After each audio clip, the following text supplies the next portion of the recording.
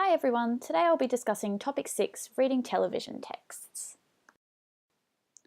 I will be discussing the ways that television can be deconstructed in the ways of semiotics, codes and connotations, narrative conventions, ideology and realism, and audiences.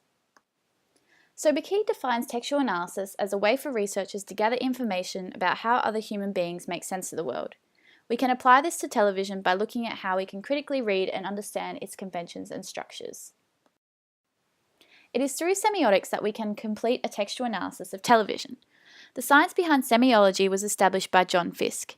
He defines it as the science of signs, how they work, and the ways we use them. By using sign, icon, symbol, and denotation applied to television, we can see the relationships between these different conventions. Sign can be defined as the relationship between a physical object and mental concept. Icon is the natural relationship that exists between the signifier and the signifier, even if they may not seem related. A symbol, which is more commonly known to us non-semioticians, is an object with a meaning that enables it to stand for something else. Finally, denotation is used to depict the function of signs to portray or refer to something in the real world. It is these concepts that form the language of television. In relation to television, we can recognise how important semiotics is to a textual analysis. Television consists of both visual and oral signs. Visual signs are iconic in that they represent people, things, and places. These types of signs are dictated by perspective, proportion, light, and shot composition when creating reality. Oral signs direct the viewer to how they should respond emotionally to a program's significance and denotation of actions. The most prominent signs being speech, ambient noise, and music. These are an example of how television is iconic in assisting to create an illusion of reality. I will elaborate more on this later on. Codes and connotations work under semiotics to dictate meaning. Television relies on the viewer's unconscious knowledge of codes and their connotations to assemble scenes, sequences, and stories. A code can be defined as a system by which signs are organised and shared amongst members of a culture to generate meaning, whilst connotations are the cultural associations and connections of signs. So when looking at codes in a newsroom, these include the desk, the clothes of the newsreaders, and camera angles.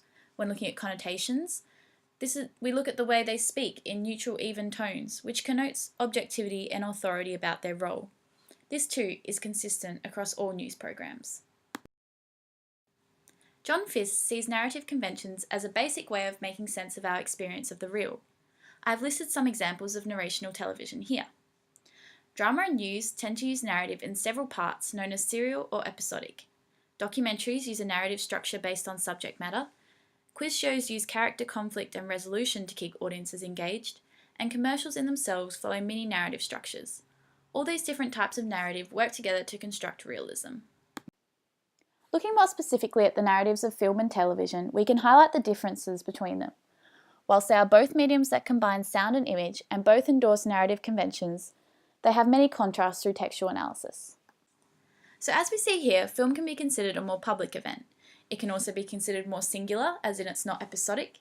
It presents a higher quality of image and sound than television. It requires more attention from its viewers to keep up with the narrative, and often the narrative starts with a disorder of some sort, which eventually becomes resolved. Television, on the other hand, is more serial or episodically structured, with a progression of segments consistent with its characters and setting. It is more of a private or domestic medium, and the way it addresses the audience is more everyday and conversational. There also doesn't seem to be the same closure that film brings in holding the audience's attention. Television also tends to have more of an inattentive audience, as there are more distractions available in the home. It is these differences in production and narrative that shape an audience's experience with the screen. The concept of realism is really important in television, as it is the central concept to signification and codes of television and its programs. It simply comes down to the fact that television in all aspects tries hard to give an illusion of reality. This is built through the naturalizing of programs by hiding evidence of production. The attempt to create reality gives television a sense of liveness, leading audiences to believe everything is happening in real time. In constructing this reality, the programs follow a logical structure in narrative form, with a beginning, a middle, and an end.